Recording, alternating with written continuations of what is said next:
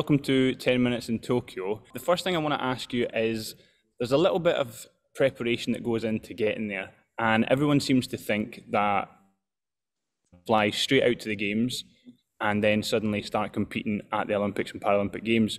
But that's not the case. Can you tell us a little bit about the prep that you guys underwent in order to be as best prepared you could for Tokyo? Well, the training, we've been training obviously all season and for the past kind of several seasons. So it's been kind of 5 years of preparation going into it. For us, for our team, the rowing team, we went on training camps kind of in the lead up to going to Tokyo. So from kind of the beginning of June, actually, we were completely away from our homes, completely away from our families. Because we had such a big team, we were being having to be quite strict around COVID rules to make sure that we didn't have COVID go through the team. And yeah, so we went to Italy in the start of June to kind of get used to the heat that we were going to be facing when we were out in Tokyo.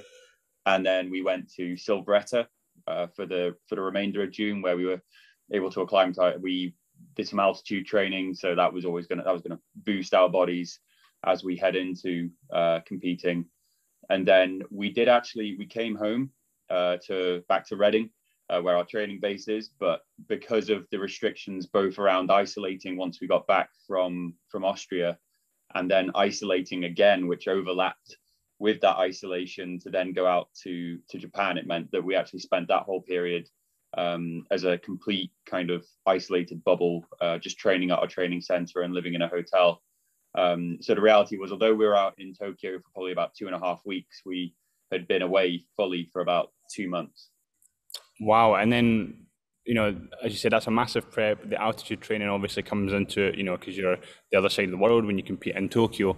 But was it just straight into the village and then competing, or was there some sort of holding camp, prep camp that I know a lot of teams go through? Did you guys do that? So when we arrived out, the first thing we did was, we were in Tokyo airport for about 5 hours. Going through all the form filling and kind of making sure that everything's in order. And we had to do a COVID test when we arrived at the airport, where we had to wait for the result to come through for everyone on the flight before we were allowed to move on. So we moved to the Yokohama Team GB holding camp. So what that was there was a hotel out in Yokohama where Team GB were based during the games. And we were training at one of the local universities who had let us use their sporting facilities. So everything we were doing at that point as a Team GB, we were completely separate from the entire public, and we were kept separate from the people in the university once we started training there. So it meant for the first 4 days we were training on land on the rowing machines, but it was allowing us to A, get over the jet lag of arriving in Tokyo, and also B, get used to the heat and humidity again, because I think the heat and the humidity in Tokyo was something that was phenomenal. So we were there for a few days, and the rules stipulated that we couldn't train on the competition venue until 5 days before the competition. So we had to wait until that point before we were able to row on the lake. And it was the day before that we were allowed to move into the village. So there would be there were heavy restrictions on making sure that everyone was only in the village or in their competition venue for the time that they really needed to be there. And that was just to make sure that the games could kind of be safe and go ahead. So it's incredible that you've had that opportunity to go out there and obviously train in Japan. As you said, the humidity being incredibly through the roof compared to what we're used to here in the UK. And, does that affect the way that you have to prepare? I'm assuming obviously hydration is key for what you're doing. You're out on the water, the sun's beating down on you massively. Was that something that was sort of talked about? I know there's a lot of sports science that goes on, particularly in rowing, because you've got, 7 guys that have to be at peak performance in unison all at once. So I can imagine 8. Oh, sorry, I ran out of fingers. That's what it was. I ran out of fingers. I stopped counting. 8 guys. I do apologise. So is that something that obviously played a massive part in your prep, making sure that you guys are in unison going into that event as one? So we did have a lot of focus kind of leading into going to Tokyo on kind of how we manage dealing with the heat. We knew it was going to be hot and humid when we were there. We had, as I said earlier, we had some training in Italy, which was in kind of really hot basking heat. It wasn't as humid, but it was really hot there. So we got in some good sessions where we had to push ourselves through the heat. We'd also done it kind of throughout the season, where we had opportunities to kind of train in the heat. We kind of really took it on. And we're kind of like learning both how to cope with it when you're really pushing your body, but also how best to prepare for it. Because we all had sessions where kind of earlier in the year where it was really, really hot, and we all kind of found suddenly where our limits kind of lay in the heat. So it was all about kind of what can we do? So it's kind of better hydration, kind of managing the warm up before you go into a training session or a race, so that you're not already overheating by the time you kind of hit the start line. But then also afterwards, it was about how best we kind of cool ourselves down, warm down correctly from whatever the race or the training you've just done. Because it's, I mean, for us, it's just as important to warm down after a race as it is to warm up, because we're kind of racing multiple times. So we need to make sure that we're ready and prepared for the next one. So yeah, we were wearing ice vests and stuff like that at the appropriate times to make sure that our body temperature wasn't going up too much. And we even had ice lollies, which were helping us cool down after the race. Sometimes the physiologists would come over with a bunch of ice lollies and just hand them out to everyone. I think the other teams found that quite funny, watching us just sucking on ice lollies as soon as we're off the water. But yeah, that was like a big focus, because we knew that was going to be a big factor in how well we could use our physiology in the race.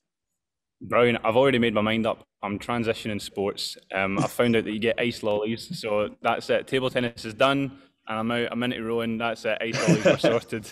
So, I mean, regardless how you got there, I know there's so many races involved in terms of the Olympics, but you guys got to the finals, and you managed to come away with a bronze medal.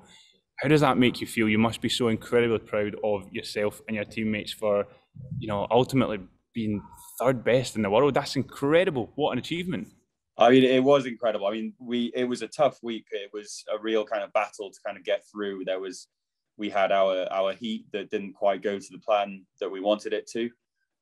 We had to deal with a lot of pressure on the start line, and we just didn't come out kind of rowing the way we wanted. But throughout the week, we were able to kind of build from that and kind of find our feet again. We had a much better race coming in the repechage to get through to the final. And once that was done, that was a massive relief. And at that point, it was a case of, right, you're racing for glory now. And then in the final, I think we put our best foot forward. It was the best race we've had. And the fact we came away with bronze, I think I was just incredible. Once it was around my neck and I realized that was something I was going to have in my possession forever, it was just kind of a surreal moment where I'm just kind of figuring out what on earth to think. I was just really happy. It was incredible. So having that bronze medal in your possession, is it one of those things that you just constantly sit and stay? I know if it was me, I would just have it out. I'd have it everywhere with me. I wouldn't stop looking at it. Is that something that has taken over your life now, just looking at that bronze medal, or is it just typical athlete on to the next? The medal has been following me around most places I go at the moment. I think my partner's getting a little bit kind of sick of me kind of pulling it out of my pocket now and then and kind of just showing it off. I love having it on me, just because when in kind of the Olympics comes up, and if you're meeting people, or kind of if it's just people in public who are interested, it's amazing to get it out and see people's faces when you bring out a medal, and they're kind of how happy it makes everyone. I mean, I think a medal is wasted if you put it in a Perspex box and leave it at home. I think it's like this bundle of joy that needs to be shared with everyone, really. What a way to put it. It really is a medal of the people of Great Britain. That's why you're out there representing it, to give people the opportunity to see those medals, because let's face it, not everyone can be an Olympic athlete. It takes a special person to do that. And the fact that you've done that and made it a medal of the people is incredible. No, it's been amazing. And everyone who holds it or puts it on, the first thing they say is how heavy the thing is. It really is a lot heavier than you think. I remember after we got when we received our medals, we were probably wearing them for the next couple of hours, After a while, I realized it was really it was getting friction burns on my neck, because it really is weighing you down. So as you said, yeah, the medal is giving you an neck ache. You're going to have to get back into the gym. But what actually happens when you do come home? You know, I'm assuming there's quite a big party that goes on for the athletes, not just the ones that have won medals, but for all of them, it's a celebration for everyone. So what happens then when you get to the UK? Well, it's been a bit different this Olympics compared to most. Normally, we'd all come home together on a flight at the end of the Olympics, but with restrictions the way they were, I mean, we flew out back to Britain from Tokyo the day after we competed. So it was, once we got back with our medals, it was a case of pack your bags, make sure the apartment's kind of clean, because other athletes were going to move into it after we left. So it has been a very unusual games this year. I mean, we've been able to come back. Obviously, restrictions in the UK are now a little less than they were kind of the last time I had kind of freedom to do stuff at home. So it's been really nice kind of seeing friends, doing things at home. Kind of, there has been some partying and enjoying coming back from the Olympics. And this past weekend we had the homecoming event down in London, so we got to meet. It was like bringing back everyone who had come back from Tokyo now that the games is all over and done with. So it was incredible seeing everyone. And I mean, it was just such a great like team spirit, kind of regardless of like the results that everyone had. Everyone was just kind of happy to be there, happy to be together. And it was great to kind of let our hair down and just enjoy the moment after the Olympics is done. Absolutely, because it's one of those things that it's such a stressful environment, you know, being at the pinnacle of your career at an Olympic Games. So the fact that you guys are able to come home and, as you said, let your hair down, that must be such a relief, because it's not only 4 years of hard work, it's 5 years of hard work. And let's face it, it's actually a lifetime of hard work just to get there. And, you know, you totally deserve that party on the way back. But my final question is, do you have the medal on you? Can we see it? If you'll give me a moment, I'll go and get it. I have got it with me. It's right here. It's still shiny at the moment. It's got a few bit of wear on the back from being put on and worn by quite a few people. But yeah, I mean, this is what it was about in the end. Absolutely. That must fill you, as I said, so much pride. And, you know, your family and your fiance and everyone, your entire team must be incredibly proud of you. And I just want to say a massive thank you for once coming on the podcast, but also for going out to Japan and giving it your all for the people of Great Britain. You know, we really do appreciate it. The Olympics brings us all together as a country, but also as a worldwide event. So thank you for your efforts, Josh, and it really is appreciated. And thank you for coming on 10 Minutes in Tokyo. No, thank you so much for having me, Martin. And I'm looking forward to joining you on the path to Paris in 3 years' time. Yes, path to Paris, bring it on.